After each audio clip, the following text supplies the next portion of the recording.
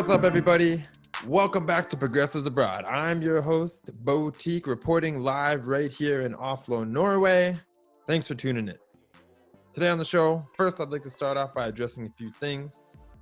If you have not already, please subscribe to our YouTube channel and please share it with anybody you think that might be interested. As well, we are in podcast format. Of course, this is how we started in the first place. You can subscribe to our podcast on Apple Podcasts. We just got up on there, as well as Anchor, our platform, and Spotify, and more to come in the near future. Coming in today on the show, we've got a very interesting interview. I think you're going to find it very interesting. I hope you find it very interesting, with Matt P., friend of the show, currently doing research, finishing up a master's degree in renewable resources and engineering down in Berlin, Germany. Been studying science communication, especially how it relates to climate and climate change and renewable resources. Got a very interesting conversation going on. We talk about everything from what is science communication and how different things in the media today are being communicated through education. We also talk about life in Germany, studying in Germany, being an American living abroad in Europe and in Germany, as well as things like cultural differences, cultural similarities. And we have a pretty juicy conversation also about nationalism here in Europe, here in Germany, and also back in the States. I had a great time, and I hope you enjoy. Thanks for tuning in, everybody, and enjoy our interview with Matt P.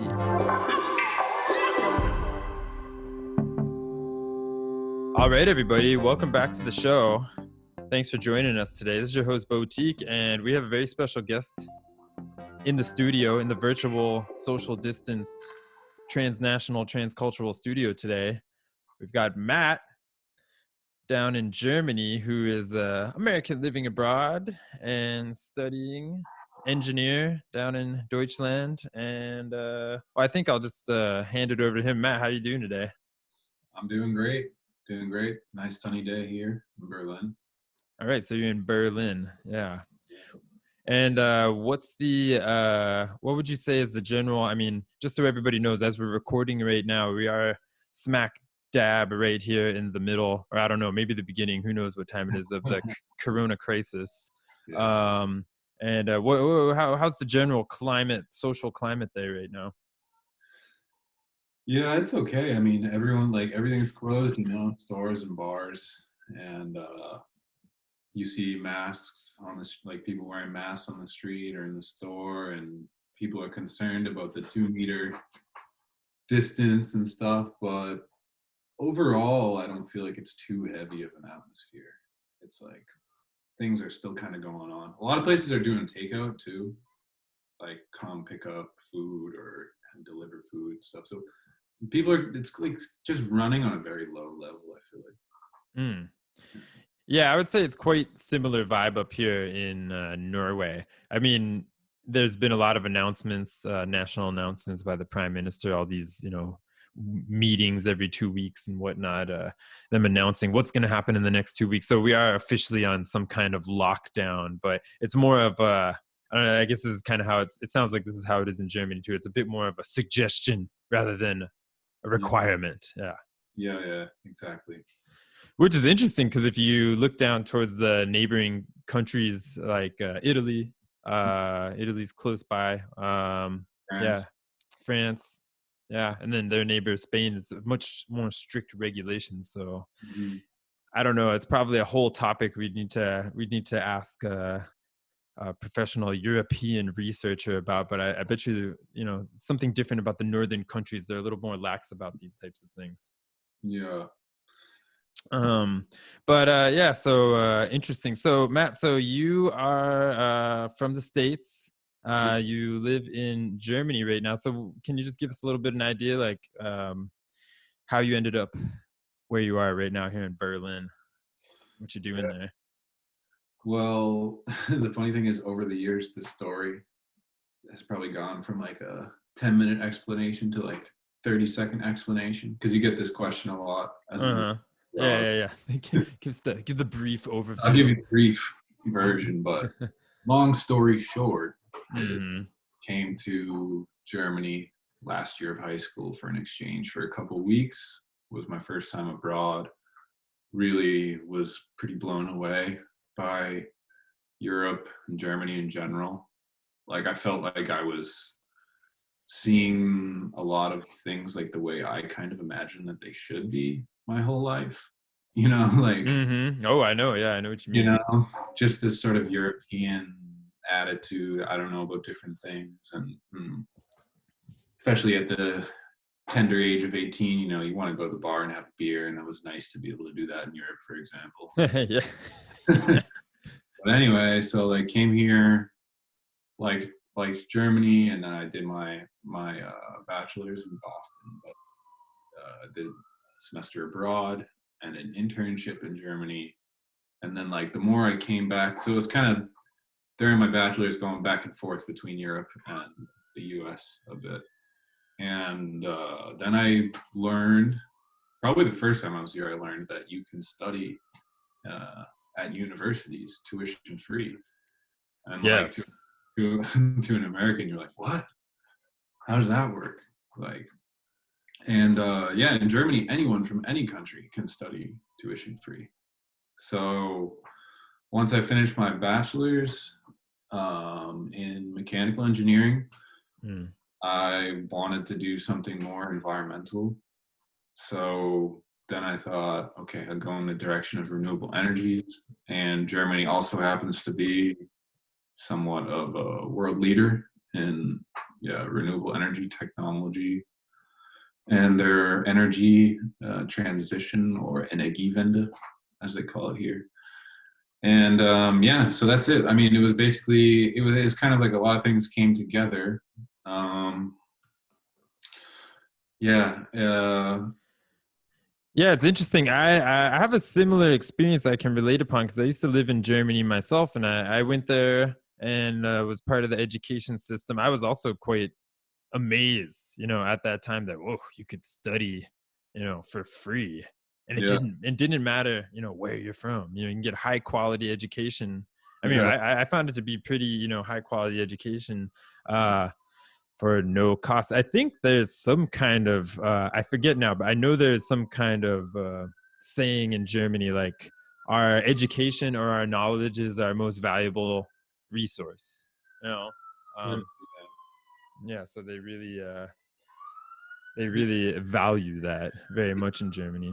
it's interesting, like why they do it. I'm not exactly sure. I think at first I was a bit more naive and thought like, oh, they do this just because it's the right thing to do. But I think there's some economic motives behind it, because I think Germany has their birth rate's not very high, So Mm, I think they're projected to actually need a lot of people with like higher education degrees in the next decade to maintain their economy. So interesting. I think partially they're trying to just like absorb talent from around the world to come here and study and then stay, and hope that it pays off. But I mean, this is the case in most countries in Europe, more or less. Not that anyone from anywhere in the world can go, but like studying doesn't really cost anything at public universities. Oh yeah, I mean it's the same up here in Norway. In Norway, everybody is studying tuition free. Doesn't matter where you're from. Yeah, I mean, a lot of people don't believe me when I tell them this, and I meet a lot of people, not just like friends and family, but also working as a tour guide. yeah, I meet a lot of international people pretty much every day, or used to before Corona crisis. And they're always, "What? How is this possible? You yeah, mean it's free for everybody?" yeah, And it's okay. Well, I mean, yeah, I mean, of course, it's part of the tax system. It's part of the whole kind of social system. yeah, Uh, it's kind of all wrapped up: education, yeah, healthcare, like all these kinds of things. It's all kind of wrapped up yeah. into the well-being of the people. Yeah. I get the same questions. Usually one of them is like, oh, well, you have European citizenship then. No, no, I don't. And then also, well, basically, how does that work? How do they pay for it? And I'm just like, well, like every year when the government sits down and budgets money to like what they're going to pay for, like they just decide to allocate money to send people to university tuition free. Like it's really that simple in principle. Hmm. Yeah, I try to explain that to people too. It's about how you what do you say? How you allocate your resources. Yeah, You know? exactly. Do we want to fund? You can fund bombs. You can fund, the military-industrial complex, or you can, I mean, you can use like education as your weapon of choice, or Yeah, knowledge, these right. types of things. But And yeah, I think it's a good thing that we bring this up, because I think there's probably a lot of people out there listening that either A, don't know about the fact that you can study in places, not being a resident, not being a citizen. You can just get in by the pure essence of your mind, basically, yeah, and study for free, get a master's degree, get paid to do a PhD, these types of things. I had a lot of friends when I lived in Germany, who were from they were studying to be doctors. I don't know. I meet a lot of people studying to be doctors, and you actually have to study in German. So I remember the German government, if you got in just based on your scores and your grades and whatnot, the German government, the education system would support you for 2 years to learn the language and actually study like medical Deutsch, like medical German, and then so you just get in based on like your application and your merit, not on your language skills. But then they would teach you like the very specific stuff that you had to learn for that major, for being a doctor. Then you could go and get become a doctor, a medical doctor, and yeah, so it's pretty amazing. um yeah, so it's quite common in a lot of European countries. I mean, also I know it's not free in places like Spain, or but it's cheap, oh it's yeah, affordable, so virtual. education is quite accessible. Yeah. Yeah, and also here, not only is it tuition free, like the cafeterias are subsidized by the government too. So I can go get lunch, like a full plate of like rice and vegetables and whatever Yeah, for 2 or 3 euros. it's crazy. Yeah. Yeah. And like I talked to a lot of Germans. It's called BAföG. It's like the uh student loan or whatever sort of thing they have going on here. And once you're like out of university, you only have to pay half of it back, and there's no interest, and there's no like time frame, I think, or it's like 10 years or some shit. But it's like I don't know. It's like pretty much everything is the opposite of like the Yeah.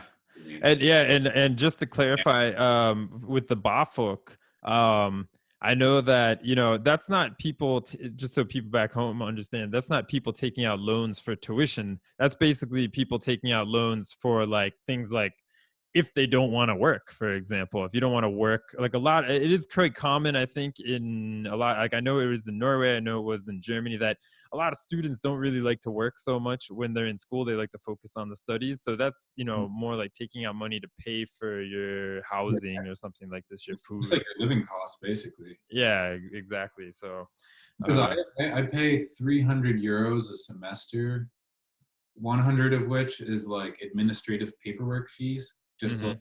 process documents, and then 200 of it is a 6-month public transport pass, Yes, that's which is right. a severely reduced rate if you do the numbers out. So it's like that's another thing that also I know in Boston at least there's no student pass that doesn't exist. No. So it's like they really cut you a break at every single turn of the way to make it like as financially easy to study. Oh yeah, and it's very interesting too, because I mean, I don't know. I'm sure it's probably similar in Berlin, but I remember, when I was living in Germany, I lived all the way on the other side. I lived in Marburg in Hessen, and I was at the Universitätsstadt Marburg, and I was going to the University of Marburg. And in Marburg, they were the student union was really a union, like it was representing the students, and the student union there was very proud Yeah, the fact that they were able to get the best public transportation in all of Germany. I mean, you wouldn't just you had complete free travel on buses, and all kinds of public transportation, trains, regional trains. I could get halfway to Berlin basically on my student card. It was crazy, and all the way down to like Heidelberg. You could travel for like hours Yeah. in the region on this. Oh. Because I think in most of the states or the Bundesländer, like in Germany, you have, if you're a student in that state, you can travel within that state on trains free of cost. Like in Berlin, it's a disadvantage because it's a city and a state, so you can't really go that far. Yeah, good point. But if you're in another state, I mean, you can take a 2-3 hour regional train for completely, just free of cost because you're a student. Yeah, it's pretty unbelievable almost. So that's right, everybody. If you're listening out there and you're thinking about going to school, going back to school, sending your kids to school, your grandkids, going to get a master's, PhD, whatever, think about coming to Germany or maybe someplace like Norway or some of the other European countries where you can literally get an education for free, including a public transportation ticket and a lot of other deals too. A lot of other really fantastic deals. Oh, there's student discounts everywhere too. That's another thing. By the way, Matt, but I got you. I got a gotcha question. Are you ready for this one? But you got to speak German, right? You got to speak German to study engineering in Berlin, right? Well, see, my program's actually in German, so I do study in German, but like not most programs, but there's plenty of programs completely in English. Like I know the Technical University of Munich said, well, now it's 2020. They said a couple of years ago that by 2020, 100% of their master's degrees would only be in English. Yeah. So it's totally easy to find,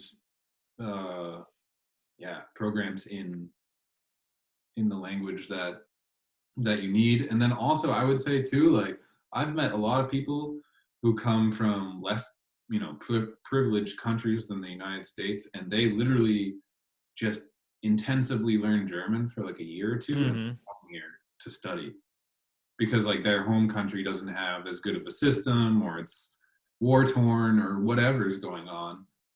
And I guess it's Americans aren't generally too great at the whole foreign language thing, but I don't know. Sometimes I don't know.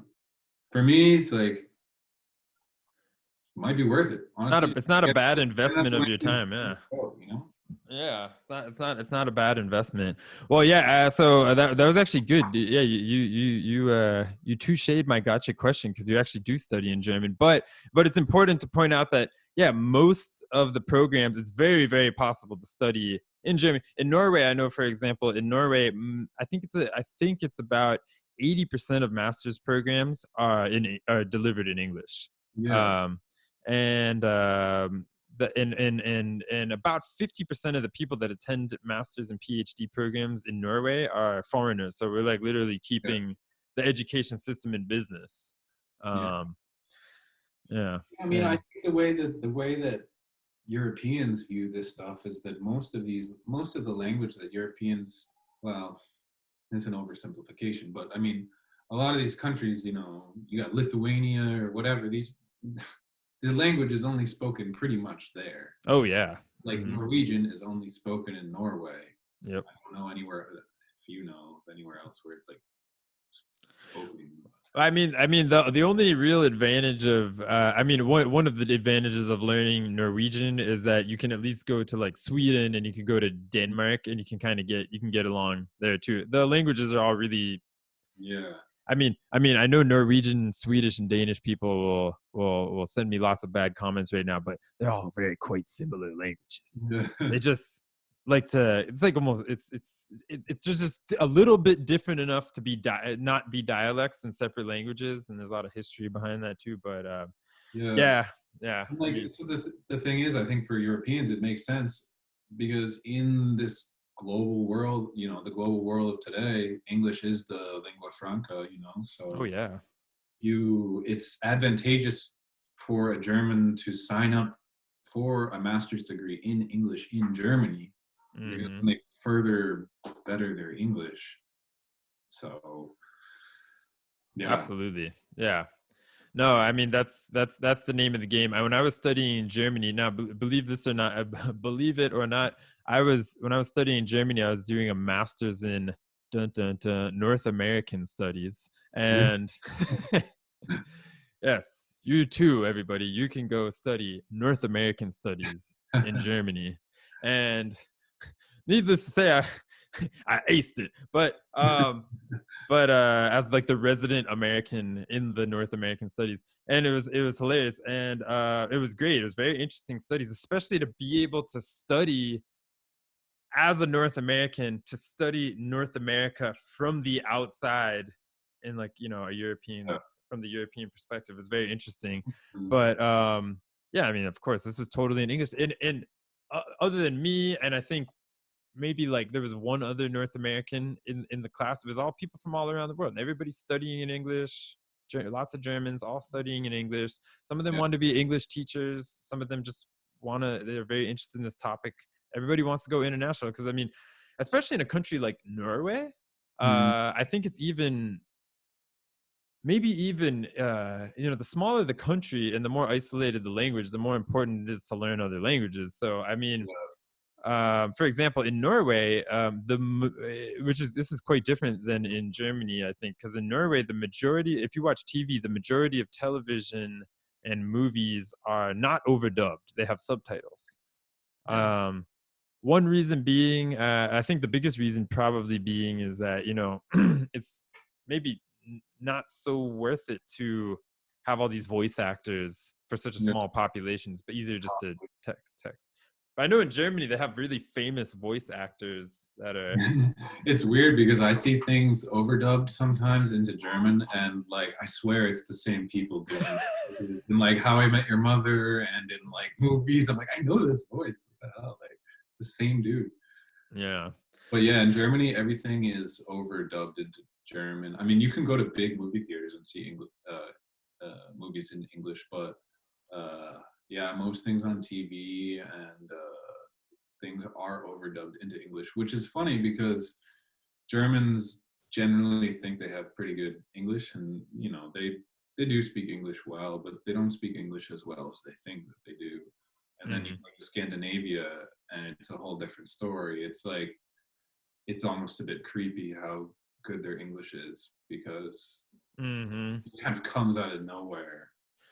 And, Yeah, but you can. it's this lack of overdub. It's the same thing in the Netherlands too. I don't think they overdub.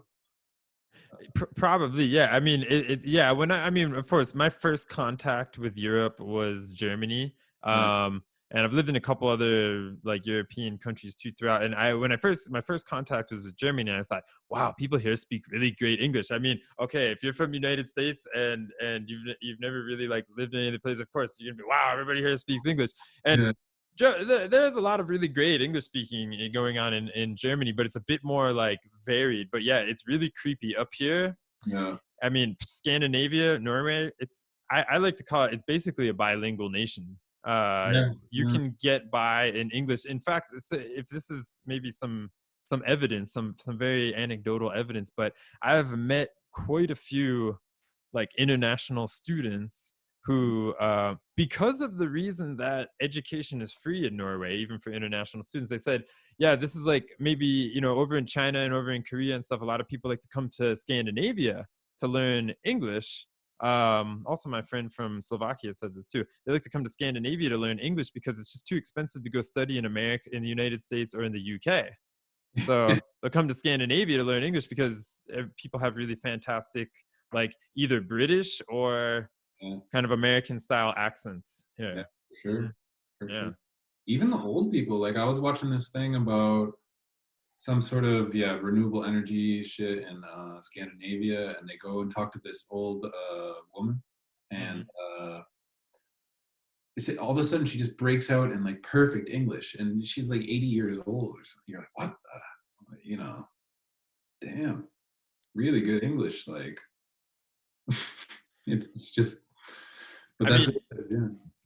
I have to say, as a native English speaker, the only downside to that is in Scandinavia, I think it does kind of put a damper on your language learning skills, because you come to find out, that, communication is more of a survival skill in a lot of ways, unless you're just really into languages. So, I mean, my Norwegian is pretty decent, but you can get by, and if you get found out, it's really funny. Like if you get caught, screwing up just a little bit, people won't even, for the most part, people won't even, say like, oh, we can do it in, English if you want. They'll just start speaking English to you. Yeah, you just automatically switch. Like I've always found when I was learning German, like in the beginning, I found that one of the most important things to prevent that from happening, because the same thing happens here too. As soon as they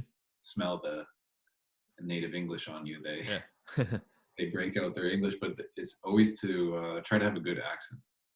Like, yeah. If you can mask the fact that you're a foreigner, then they won't switch to English automatically. Yeah, this has always been my downfall of, let's say, Nordic Germanic language learning, because if I try to do the accent, I sound really ridiculous. And then, because I've had that happen to me, like somebody said, yeah, it's not that you can't, it's not that you can't speak Norwegian, like you can speak Norwegian, but you don't sound Norwegian. And I was like, and then this is when I will end up becoming, this is when I get American. I'll be like, yeah, but like in America, like you can speak English kind of any way you want. You know what I mean? Like the only people that say like you don't sound American are like the people we don't want to be. You know what I mean? Like, speak, wherever you're from, speaking. We're just happy you speak English. You know what I mean? But it's a bit more picky around here. Yeah. That's interesting. Yeah, funny language stuff. Could talk about it all day. Yeah, right. So let's get like a little. I'm interested to find out a little bit more about what you're studying there, and like you're a student in Germany. So what's like the nature of your studies here? You're doing a master's degree, right? Yeah. So it's the official title of the master's is Renewable Energy Systems. So about different renewable energy technologies, wind turbines and solar panels mostly. And then you learn about all sorts of stuff, biogas, like hydroelectric, but mostly it's focused on wind and solar. And then learning about how to connect them in electrical networks, how that works, and a little bit about the grid, kind of like a little bit of everything to do with renewables and how they function, like, down to a subatomic level, all the way up to the macroscopic installation thing. So it's it's been interesting. I think, like, for me in my bachelor's, I was already thinking about renewables a lot, and in the United States there's a lot of misinformation out there about renewables and what they're capable of and whatever. So I kind of thought, like, I want to do this master's so that I can tell people that they're wrong. Almost because now I have the information and you don't, because you know what I mean? Like, that's not really a good way to communicate with people, but that's kind of what's going on in my head. It's like, I'm frustrated with people telling me that wind turbines don't work or that solar panels don't work, because clearly they do. So I just got to go learn about it and get the stamp of approval so that I am qualified to talk about that. You're a master of the renewable resources. Yeah. I just, as a side note, I'm not going to go down this route, but I got a master's degree in outdoor studies. So I always like to say I'm a master of the outdoors. Master of the outdoors. But yeah, but that's interesting, man. And I mean, maybe I guess to flip the script a little bit, maybe, of course, I can identify with that too, especially, this is the reason why we got this show in the first place. We're sick, we're maybe not sick, we don't necessarily want to tell people that they're wrong, but we want to be able to inform people about these topics. You know what I mean? Like, we had to actually come out here, go utland, go become foreigners in a different land to kind of share what that experience is like back to the other people. And you're doing that with renewable resources. So I mean, what do you think? So what what I mean, so the program's been good, and what are you focusing on with this, with your studies, or what are your interests in particularly, other than proving people wrong and informing the people? Yeah, maybe I shouldn't have phrased it like that because No, we're gonna go with information. We're gonna. well, I've been really interested by wind energy, I guess, just because I've always found wind turbines look cool. I don't know. Hmm. Like a lot of people don't like the way they look or whatever, but I think it's cool. I think they're the largest rotating machines on Earth. Really? Yeah. Um, but yeah, it's just, I don't know. Uh, but then What like, what is sorry, like maybe a lot of people don't actually know. We see these wind turbines, and I remember living in Germany, especially. I mean, they're they're everywhere on the countryside. They're everywhere, and you do see it's a pretty strong fixture that you see all throughout the European countryside is wind turbines. So, yeah, like, I mean, could you, since we have like an almost master on the show, could you just tell us like a little bit about how a wind turbine works? yeah. Like So what's actually happening there? I can give you the basic overview of it.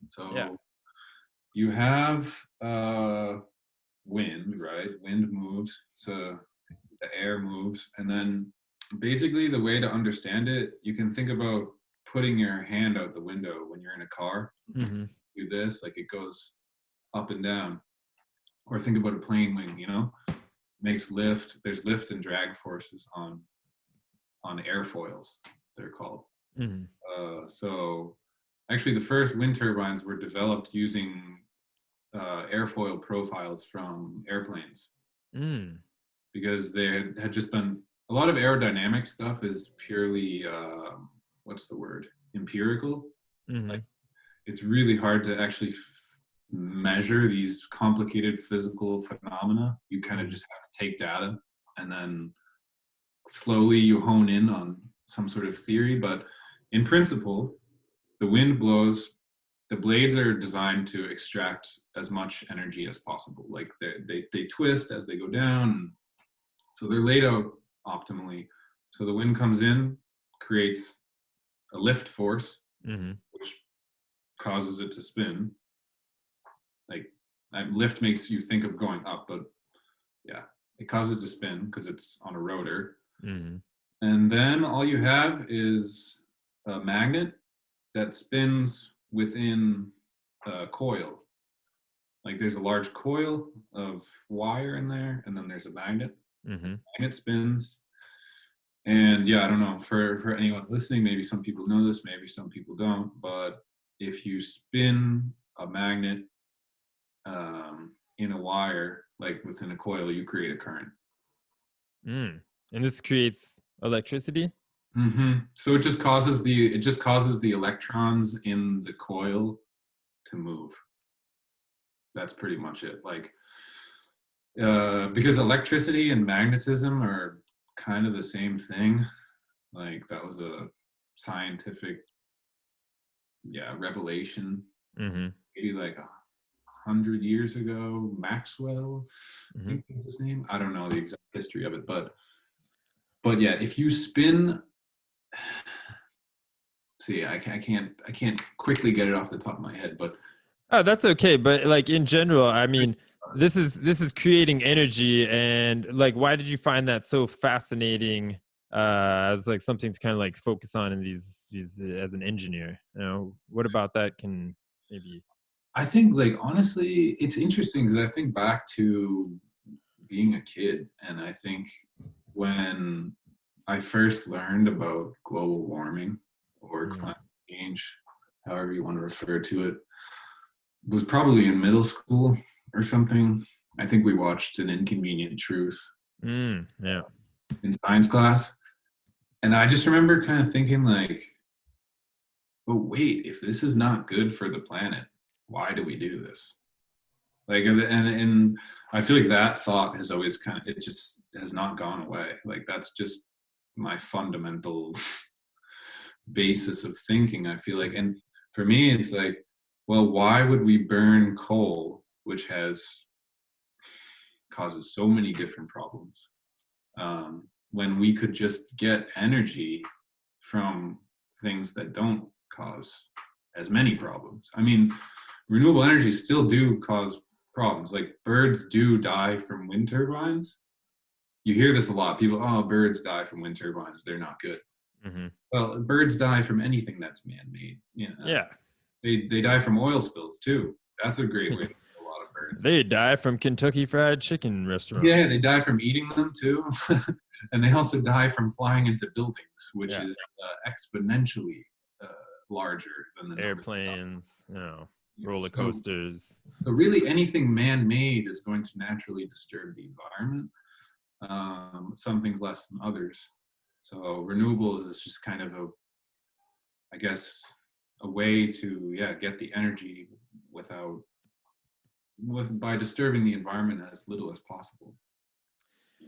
Yeah, the payoff is by far outweighs the downsides. And then maybe something else quick to add is, I know like another thing that you hear from a lot of people is like, oh well, it takes making these things is bad for the environment, like making the solar panels or making the wind turbines, blah blah blah, it's not good for the environment. Yeah, that's true, but in engineering there's something called like a life cycle analysis. So you look start to finish and you take into consideration all these different variables.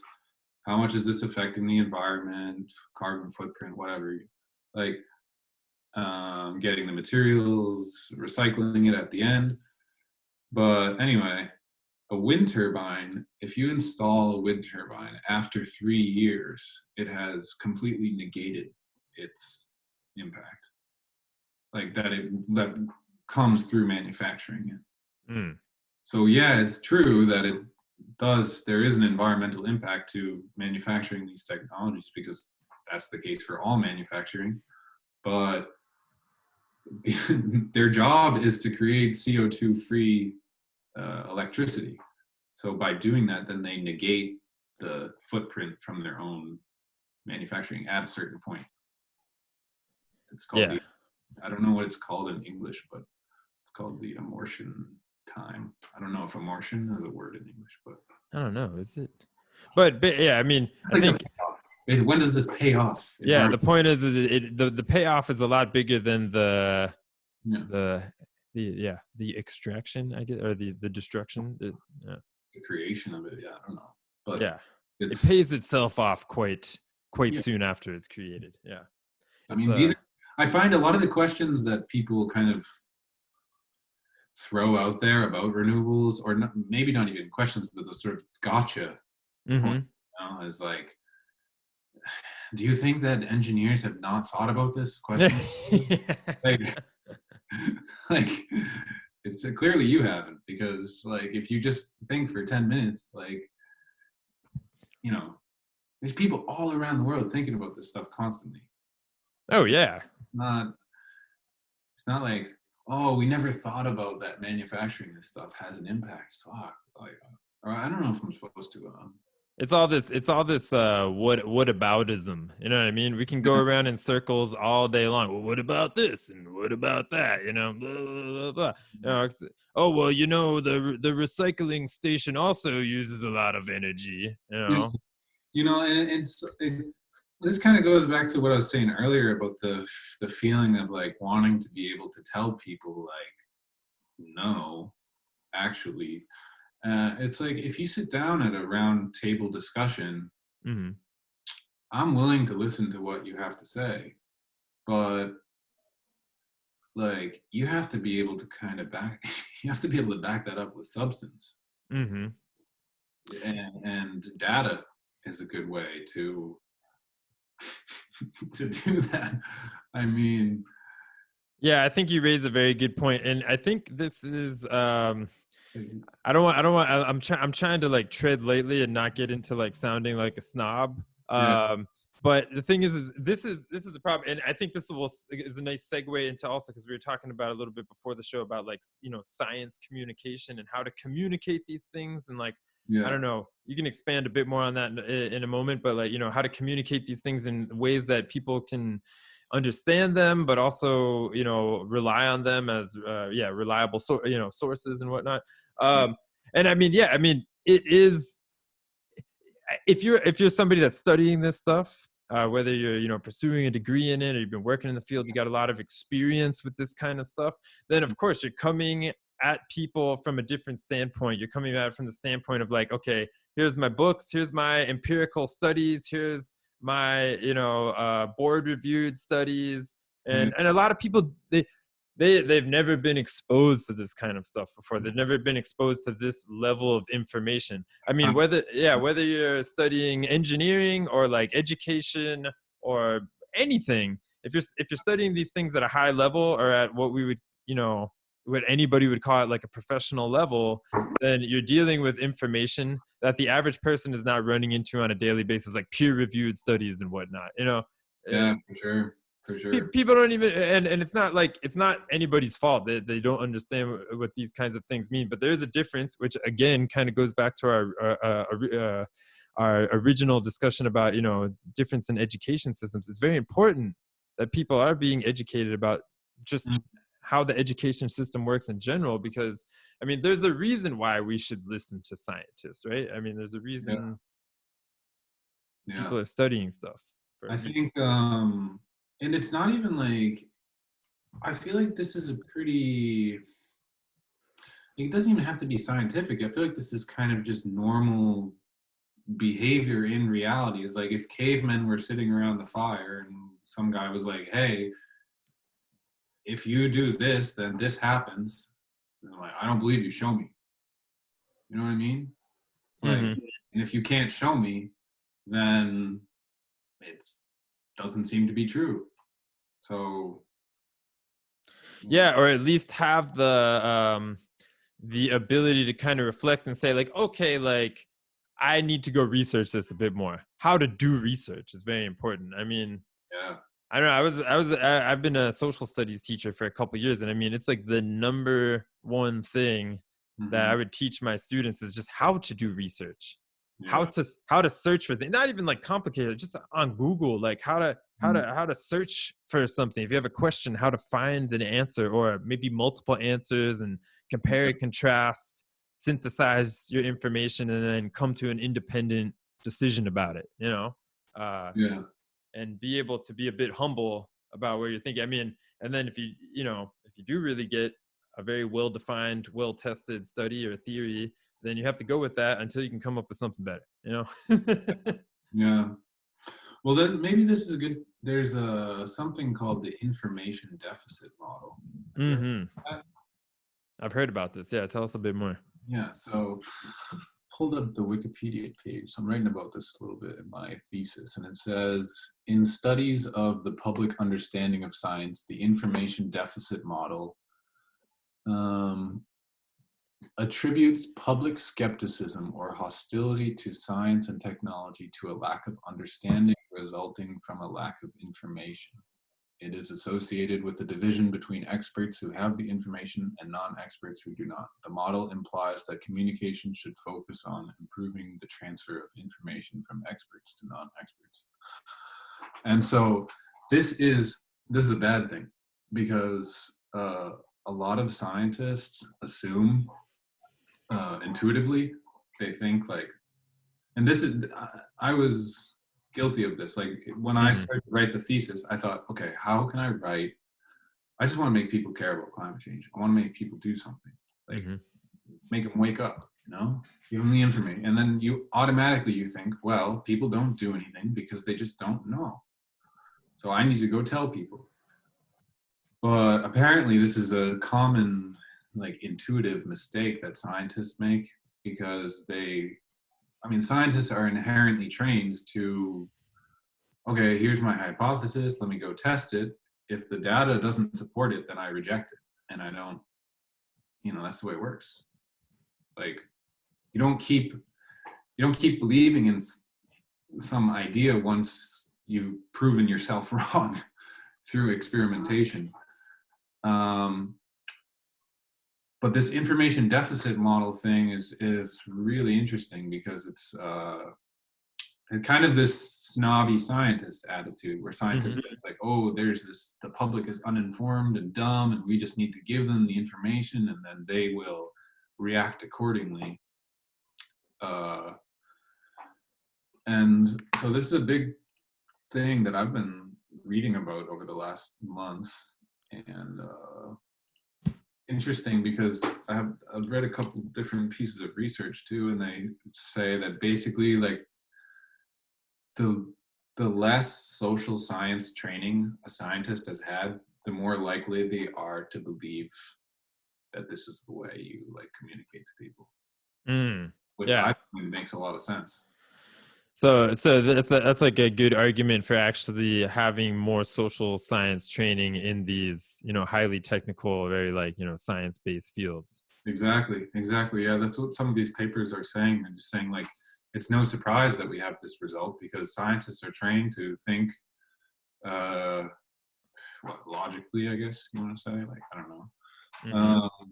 But so they assume that everyone else kind of comes to conclusions in the same way, but actually these technical people need to be given more training on actual communication practices.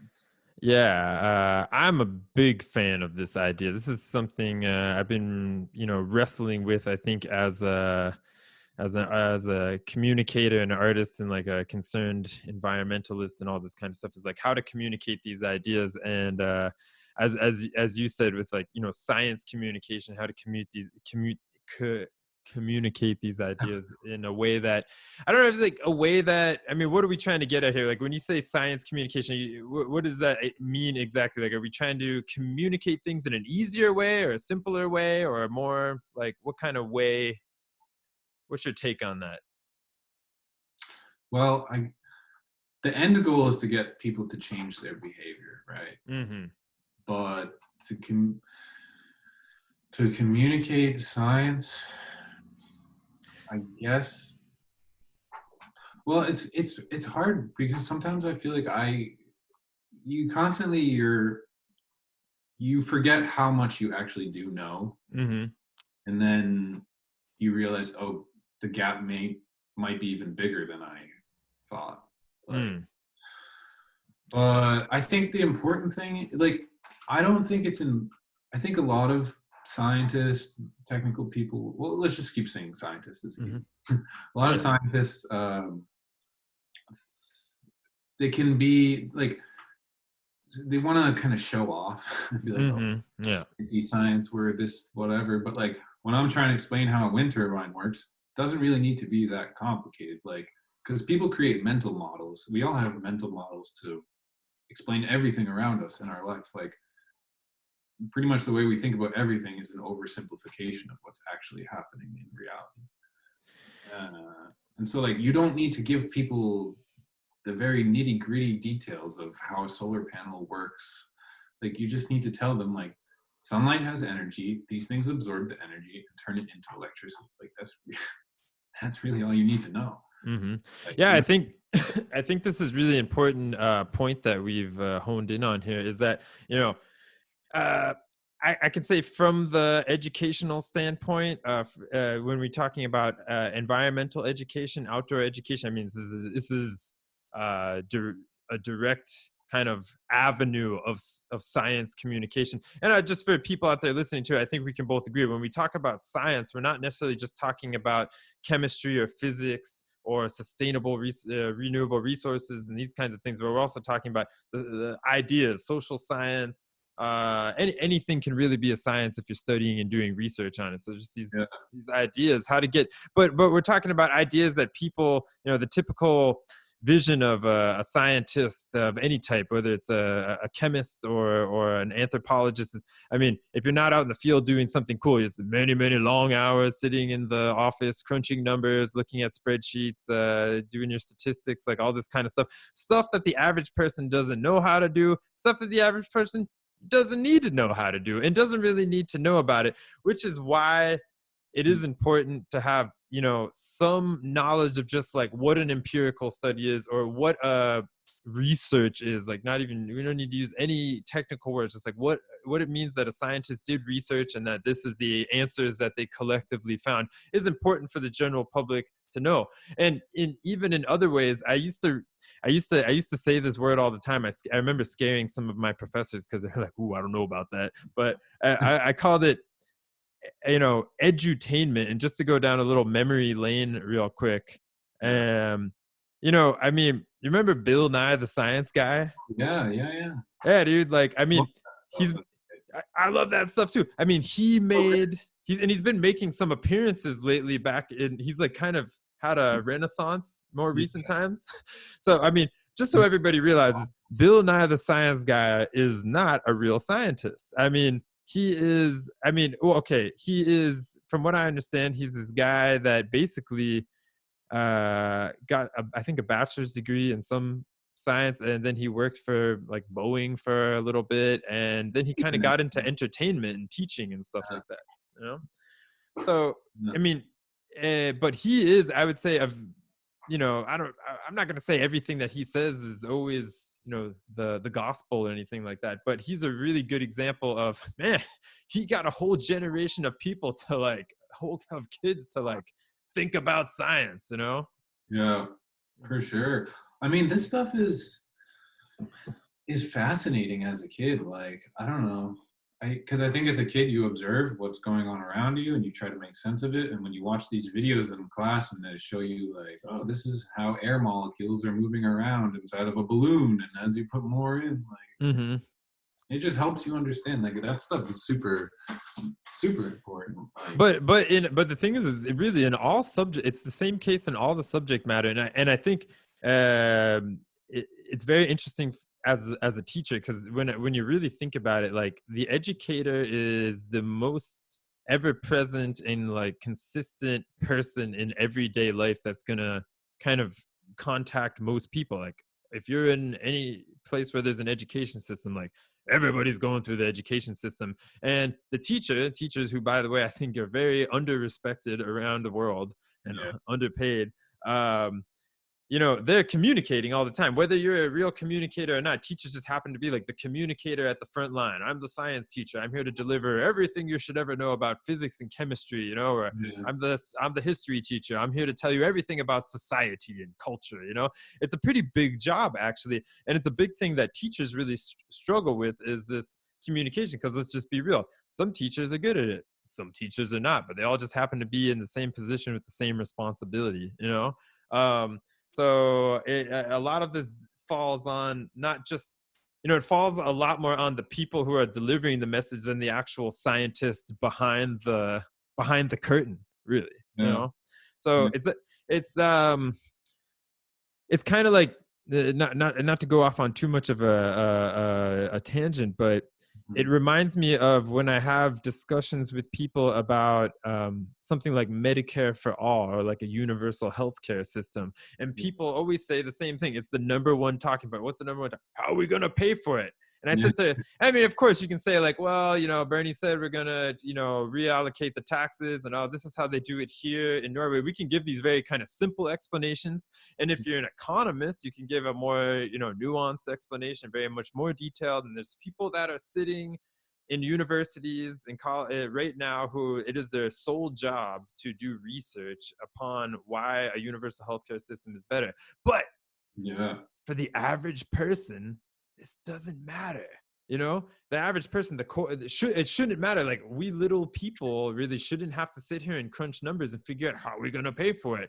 We just need to know that there are knowledgeable people that are going to be put up to the job to figure that out, and we should vote for those people. It does mean you have to trust these people, which is not easy in politics. I But mean, and but we're having the same problem with scientists. People aren't trusting the scientists or the economists, or these people that kind of like come up with these. yeah.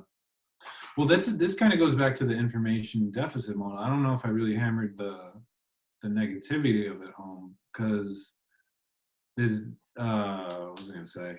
Yeah, like, the whole assumption is the lack of information results in like the illogical opinion or behavior or something, but it's really about kind of building a trust between the scientists and the public. Um, Not that the scientists are separate from the public, but this is an easy way to kind of talk about it. But you need to establish like this trust, like, because they don't necessarily care about the data. Like, if you go up to people and show them a graph of CO2 and show them a graph of temperature rise, that's not going to work. Like, that's not going to motivate them to act like, because also the scientists, they're going to come off as like pompous too. A lot of them are going to come off as like pompous. You need to have a dialogue. That's really the key word, dialogue. Yeah, well, I think it's it can also it can, I think, a lot of ways be compared to this. Well, it is a reality of just education in general. Education, communication, they kind of go hand in hand. Is we have different learners out there, from Yeah. very simple kinds of learners. We got tactile learners, audio learners, we've got visual learners, we've got all these different kinds of people that like to read, people that like to listen. Some people like to listen to podcasts, some people want to watch it on YouTube. We've got all these different kinds of learners out there, first of all. Then we've got all these different cultures out there. I'll give you another comparison. So I had friends that would work for Doctors Without Borders, Yeah. and they were managers of the people who would just stand on the street and ask for donations. Hey, do you want to be a member for Doctors Without Borders? So they said that when they were based in France. So they said down in France, when you're trying to get a donation from somebody, you have to go into a lot of detail. And every conversation you have with people really is like 10 minutes long. Yeah. Oh, like, this is all the statistics about all the people in this country, and we need to help them, and it's for these reasons, and the yada, yada, yada, all the info. But Mhm. they would do special missions where they would come up to Norway and other countries around Europe for like the holiday season, because they knew they could come from France, they could go get a lot more donations up in Norway during the holiday season. And what they found out is they used a totally different strategy when they came to Norway. Norway, people are not as apt to stop and talk to someone on the street corner. It's cold outside, and people are just socially distancing on any normal day, never mind Corona Yeah. day. Yeah.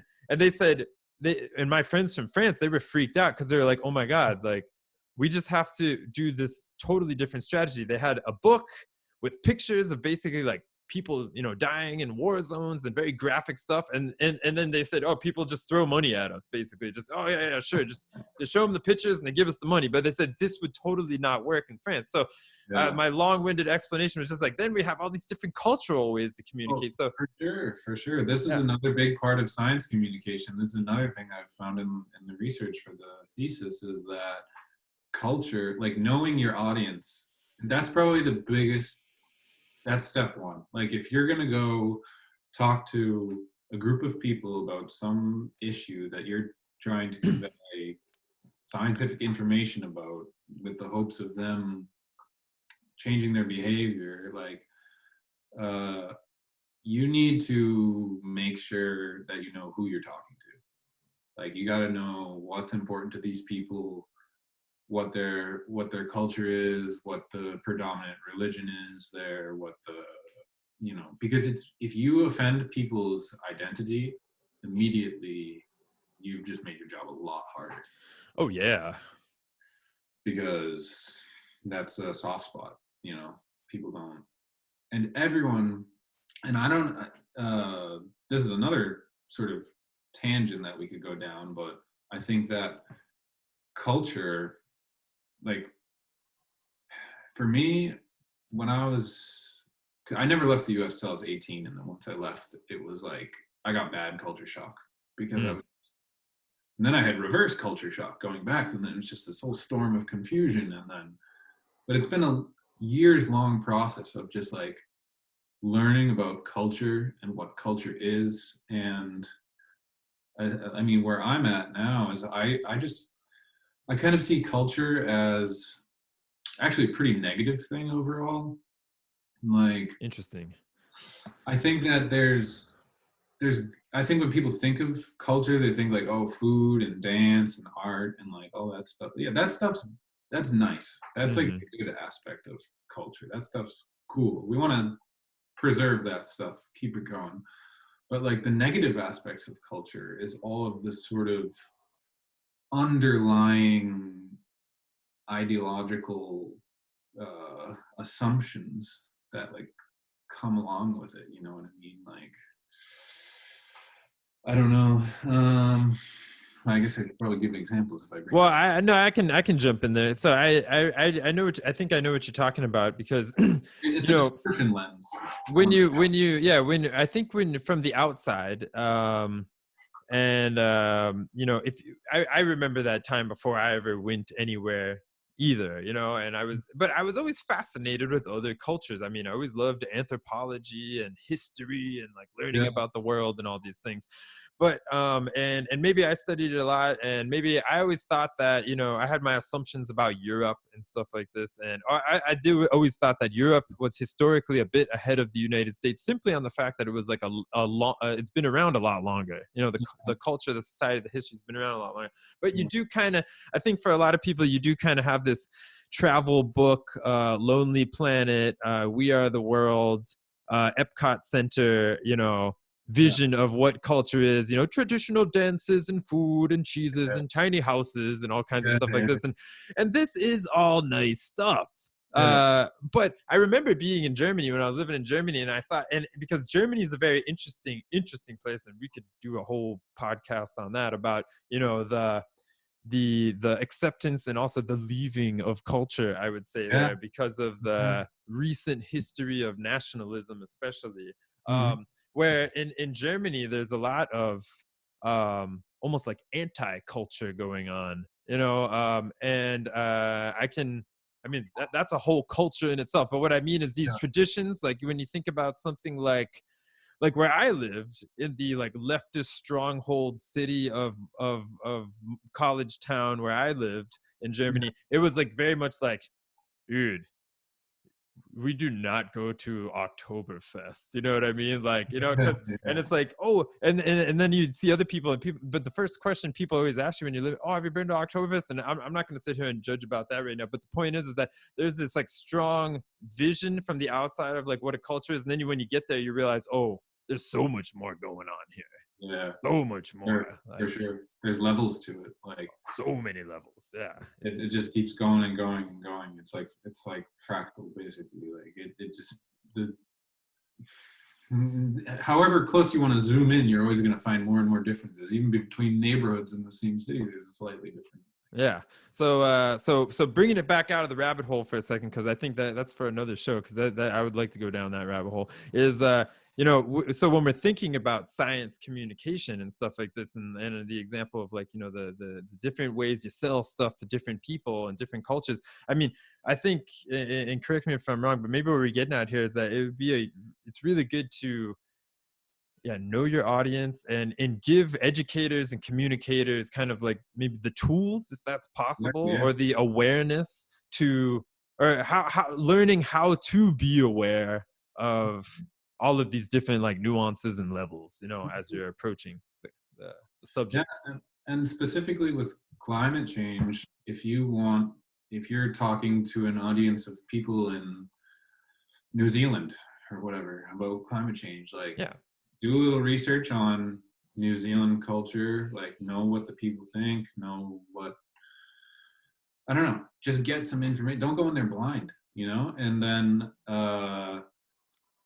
what is it? You need to tie climate change to local effects. Like it's too abstract. It's too abstract to tell people the ice is melting. This is because these things are happening, but these Hmm. are very for the layman. These are very like abstract things, and they don't. Why would I care if the glacier is melting? Like I'm here in my town, rural New Zealand. Like, what does that have to do with me? And you got to say like, oh, this is going to affect the rivers here, or whatever. And it's not that you're misleading them. It's just called framing. Like you're just framing the issue to show them how the issue relates to them personally and their specific like local culture. Oh, Will absolutely. resonate with them much more than big abstract sort of problems. But it's weird too at the same time, because I mean, of course, everybody's different, and I'm just like kind of reflecting on my own experience for a moment. But I can remember being a kid and just being fascinated with National Geographic and like what's happening on the other side of the world, and and in many ways that's probably how I got to where I am today. But I mean, even at like a very young age, I kind of understood how things are connected. Like, I mean, on a broad abstract scale, like I can remember seeing this map and Mm. learning about Pangea and land Yeah. bridges and like, and how, oh, the people, everybody originated here and some people went up there into Europe and they stayed there for a while. And other people went over here to Asia and made it all the way down Europe, North America and South America.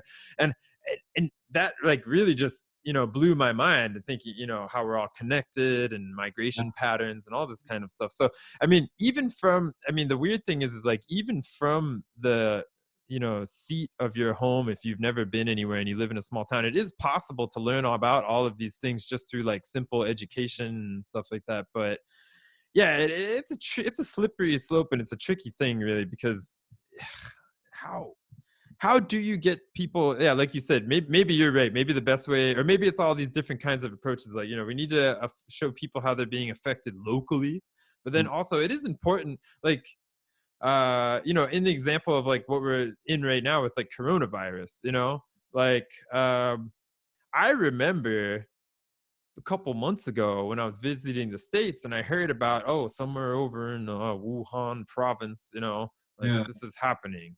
And didn't really think too much of it back in like early January or like late December, whenever that was happening. Yeah. And I feel like I should have, thought about that a bit more. And then if I'm thinking, okay, if I'm not thinking about this, and I thought I started thinking about it a little bit earlier than I'd say like the average person in the news and stuff like that. But it's like it's not easy to get people to care about what's happening in other parts of the world. So yeah. No, no. And I think that's the thing about, I mean, everything is inherently connected. That's just Hmm. physical reality of the universe, So I think that's one of the negative things about culture is it Hmm. kind of compartmentalize everyone and make it feel like it's us and them when it's really Hmm. us and everything, you know. It's us and how it's all connected. Yeah. Yeah. It's. I mean, another thing I noticed. Another thing I realized. Yeah, I think living in Germany, because in Germany, we're from United States, right? So in the United States, it's very common to be proud of your country. Hmm. Patriotism and all this kind of stuff is a very big thing. Yeah, The flag is something that you see everywhere. yeah. You Try to see do a it. 360 and not see an American flag. Oh yeah, and I mean, you don't just see it like on top of buildings and government buildings or schools. It's like you see it everywhere. You see it on underwear. You see it on bandanas in the back of people's cars, and you even see like American flag, like toilet bowl, like filters. I mean, literally pissing on the American flag. This exists. Apparently, it's not okay to kneel in front of the American flag, but it's okay to piss on the American flag. totally And against the totally against the flag code to like eh, put it on anything really, but then when you're doing anything it's totally okay to wear to fart and shit all over the American flag in your American flag underwear, but you can't take a knee. Anyways, yeah, another topic for another day. But yeah, but the point is like so when you go to Germany, like, and you tell me if you've experienced this, but I remember, I remember, going into some of my favorite bars, and one thing I love about Germany is when you go into a lot of the bars, especially if you're hanging out at like more like leftist bars or something like that. It's like, this is the rules. We don't accept sexism, racism, homophobia, nationalism, and flat. And then like, and people would be like, yeah, I mean, if somebody came in here wearing like, some jeans, some dungarees with a flag on it, we'd kick them out. Like, you can't wear that kind of shit here. And I was like, why? I don't understand. But yeah. the thing is in Germany, because of historical reasons, it starts to make a lot of sense. And this is, I mean, I learned a very good, big education about nationalism, like when living in Germany. Oh, And totally, totally. No, I know exactly what you're talking about. Like this is something that I've also experienced because, yeah, you grow up in America. There's flags everywhere. Every morning you say the Pledge of Allegiance. Like I don't know if you have to do that, which is something again. You explain that to Germans and they're just like, like, what? what? That sounds like the 1930s, like Yeah, and like it kind well, of kind of is. I guess that's kind of the underlying psychological principle of it, probably. Mm-hmm. To be honest, now I mean I have to say this too because I love to read history, and growing up in the world of Judaism and stuff like this and all the I mean I was not a big fan of the pledge even back in the day. It was like I can remember, I know I'm going off a tangent now, but I can remember being in class, and it was like me, the Jehovah Witness, and like I don't know one other person that were a bit like, okay, I guess I'll stand, but I'm not really gonna do this whole like salute thing or Uh, whatever because yeah, it's kind of weird. And I mean, nothing wrong with people that do, but even yeah, something back then. And now when I look at it, I'm just like, man, wow, this is. yeah. Yeah, that's just, it's like that for me. I mean, see, I was always, I don't think I was probably into it when I was young, like really young Mhm. in elementary school, because you're just like, Oh yeah, yeah, hmm like I pledge allegiance to the flag, like this is great, you know. yeah. It's like a And then, poem. It's like you're waking up in the morning. It's a little recital, like a little meditation.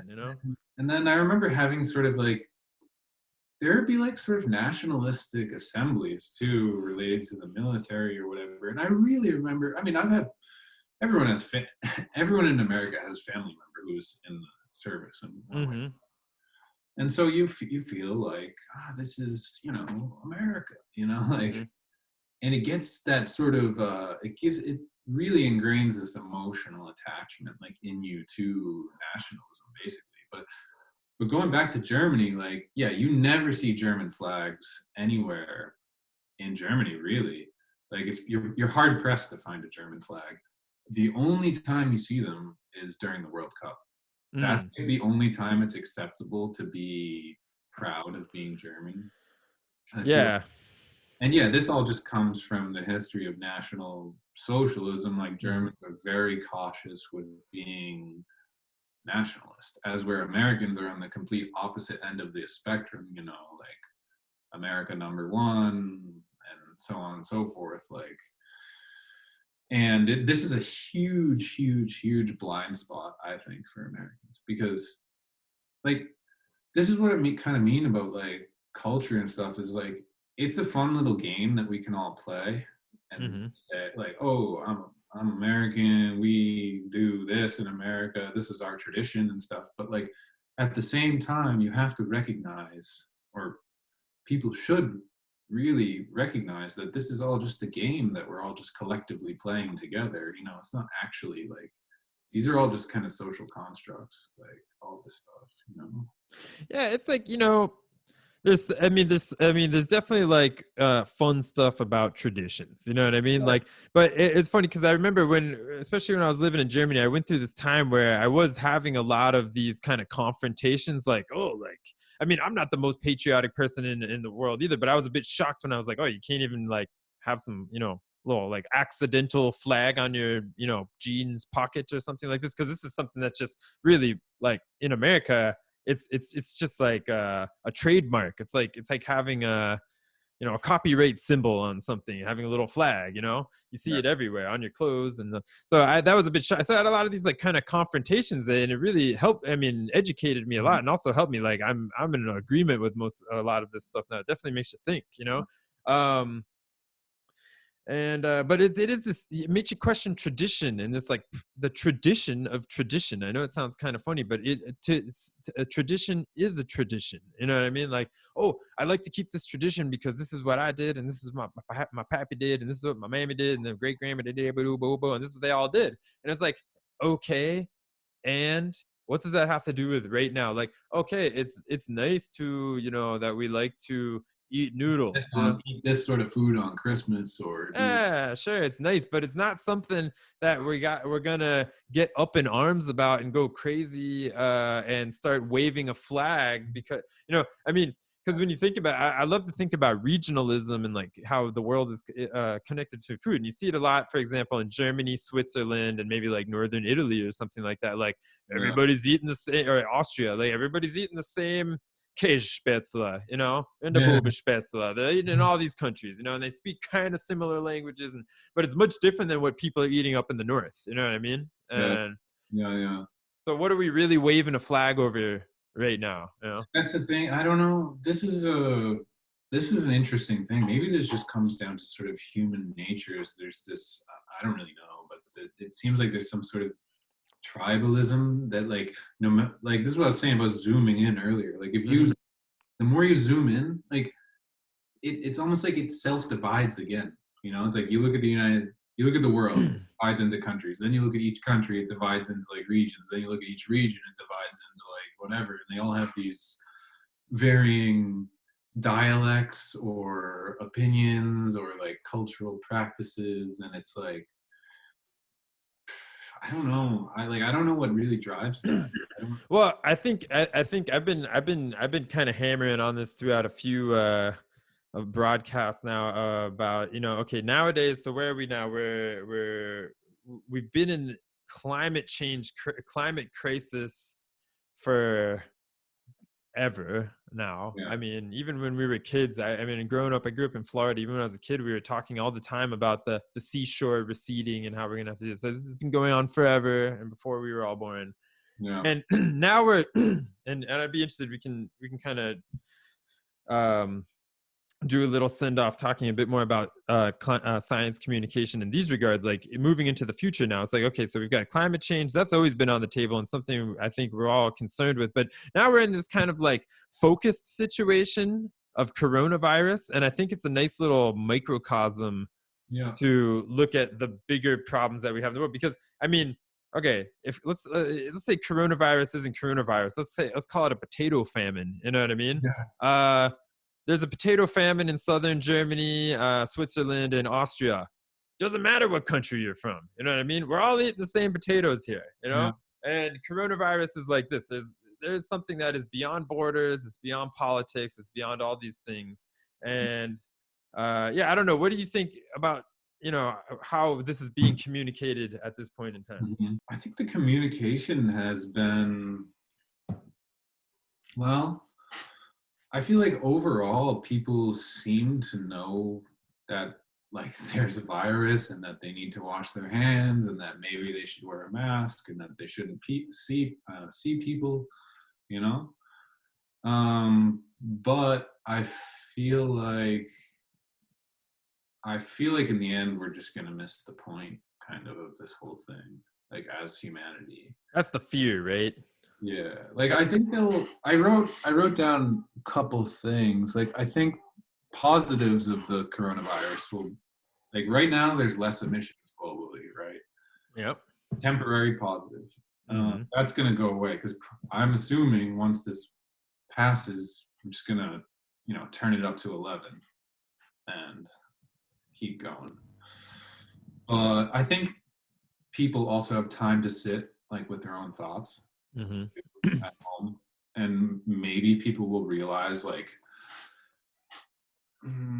I don't need to like, I don't know, there's more to life than just working, there's more than life to just like going places. Like sitting around can Hmm. also be very nice, like you don't need to be doing so much movement all the time, or like we can do more video conferencing. Like it's not necessary to go to the office and do this. Like I can achieve some of my work from home. So I'm hoping that there will be some like lasting takeaways. I think there will be.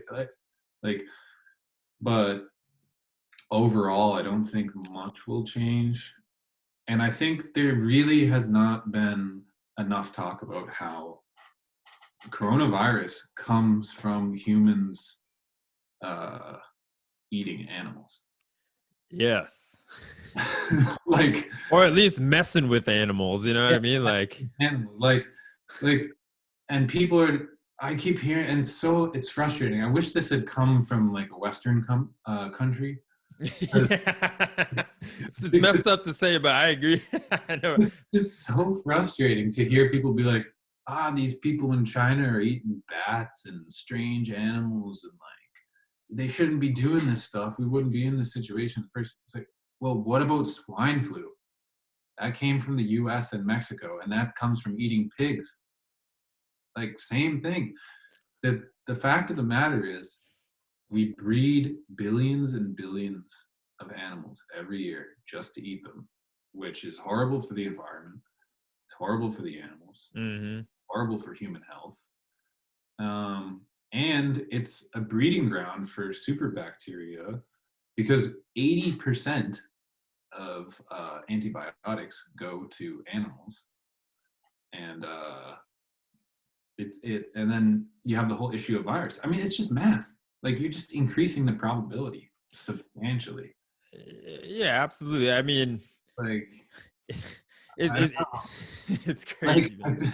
and people don't want to. This is the issue with climate change, with all this stuff. People want things to happen, but then as soon as it affects them personally, then they step out with one foot. You know what I mean? It's like, They don't want to do it. They always want it to be. It's automatically then when they start caring about what's happening on the other side. Well, it wasn't us. It was the Chinese over there. You yeah, know.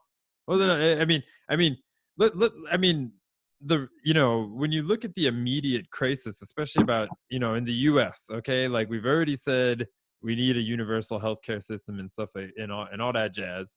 yeah, And then then then we're caught with our pants down because here comes a massive crisis and the system can't handle it. And rather than, of course, because you know we come in our home country, we come from a place where money is way more valuable than human life. yeah, So and our healthcare system is run by healthcare companies, yeah, not like institutes and stuff like that.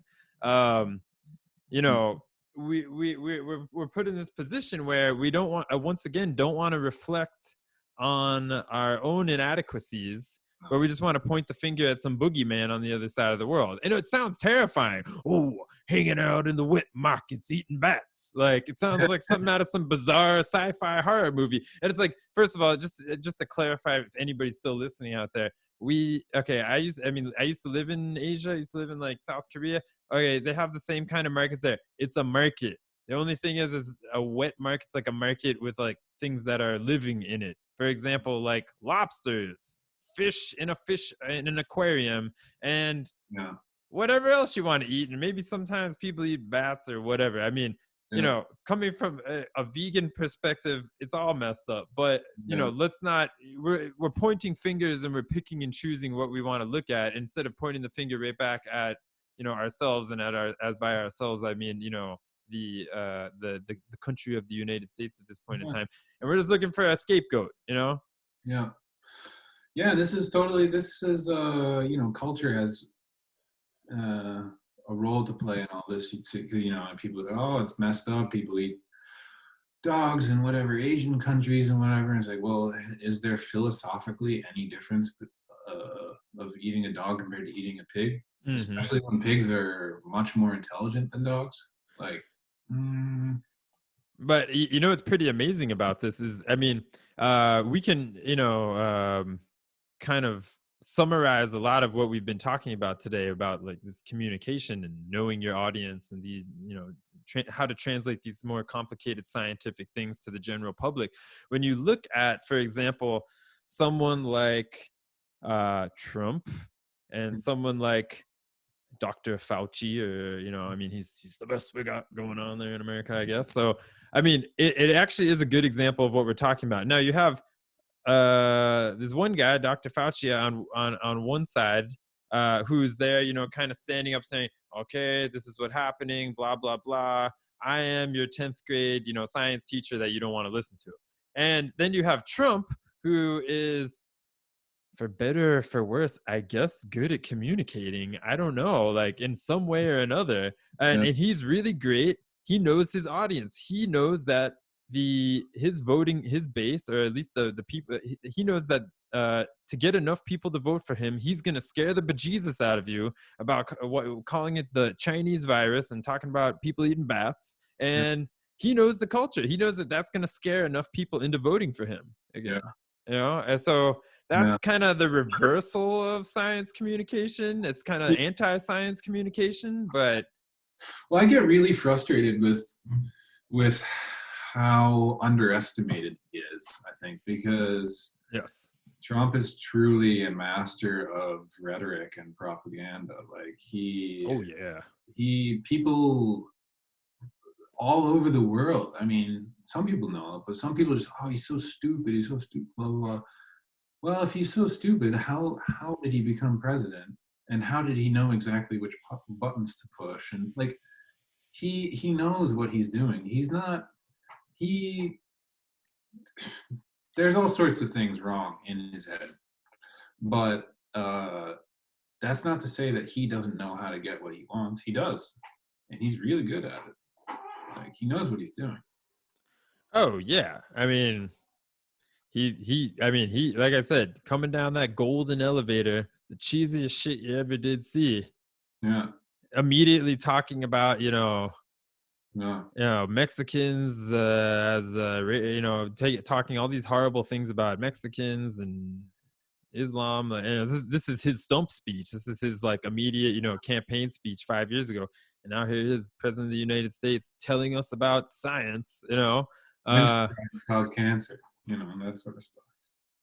Yeah, but yeah, I mean, in his case, I mean, he's a good example of playing on people's fears. Mhm. Is there a way? This is something we might need to do some more thinking upon as we grow Mhm. as educators and communicators. But how can we get people to how can we communicate these horrible things that are at our doorstep, like the fact that Shirabai, I always say it wrong. Kiribati, the islands of the South Pacific are literally going under the water right now.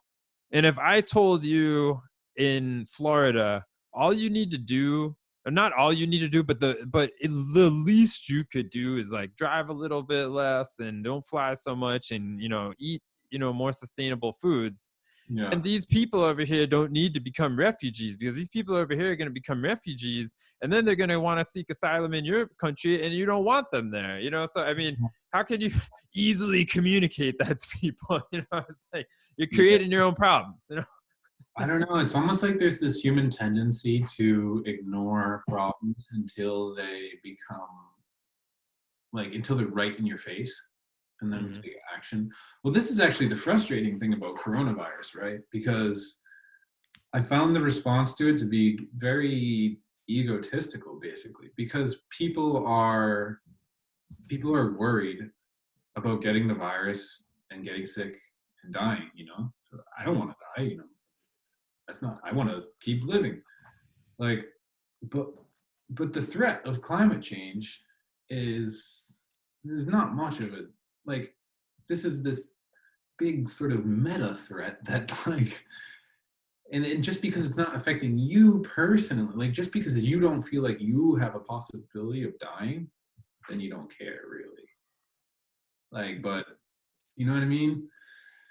Yeah, it's interesting because a lot of people like to talk about. I've talked to some people that I know who are very much into this idea of survival of the fittest, and if I mean, yeah, I mean, maybe on a direct level, okay, it's all about protecting myself. But I mean, to me, it seems very basic. But if you really want to survive, then you need everybody to survive. Like, you are also a part of the nature. You are also a part of the environment.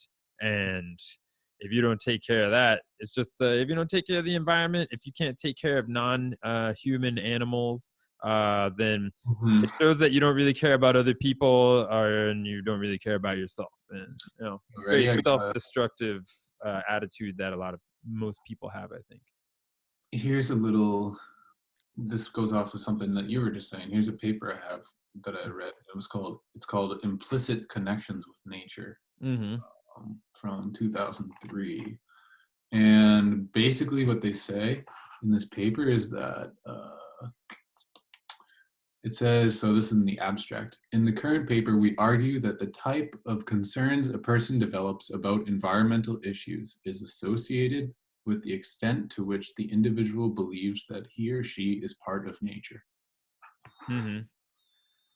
And again, this has been the nice thing about doing this research for the thesis. I feel like a lot of the research that I'm finding is like, well, that's kind of what I would have inherently assumed, like automatically.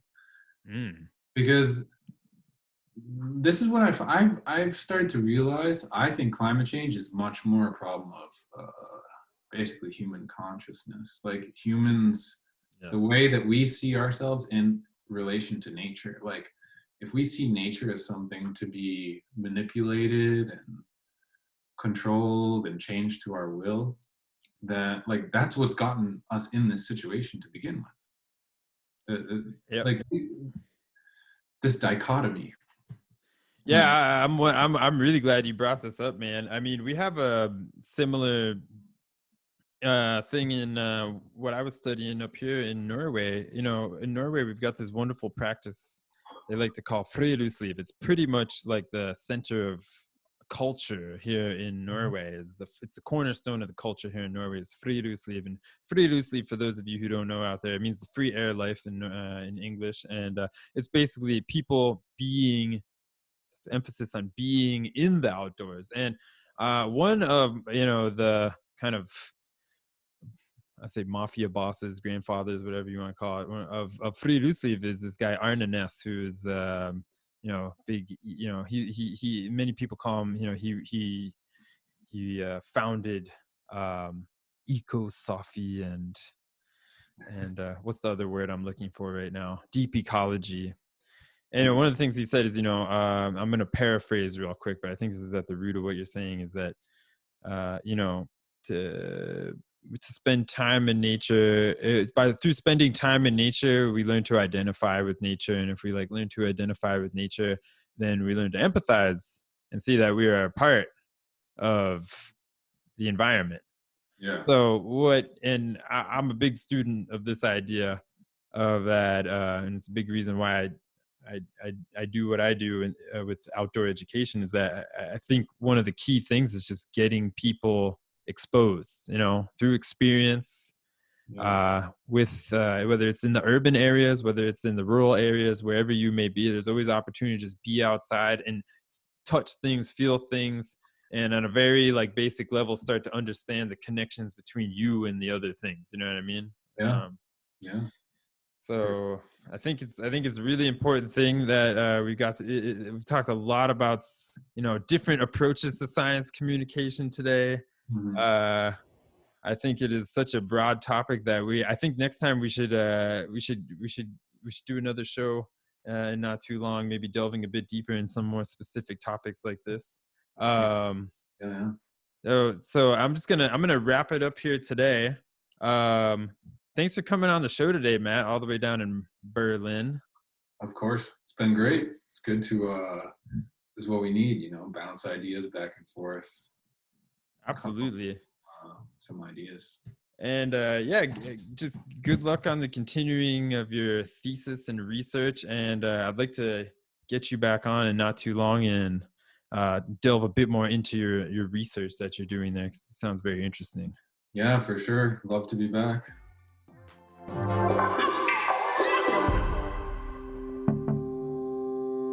All right, everybody. Thank you so much for making it all the way here to the end of the podcast today. I hope you really enjoyed it, and Matt P will definitely be back on in the future. Please don't forget, as we're leaving today, please don't forget to share this with your friends, family, or anybody that you think might be interested, or you can just post the link up on any of your social media, your Twitter, your Facebook, whatever. Don't forget to subscribe to our YouTube channel, as well as any of our podcast platforms that we have. Thank you so much for tuning in. Thank you so much for your support.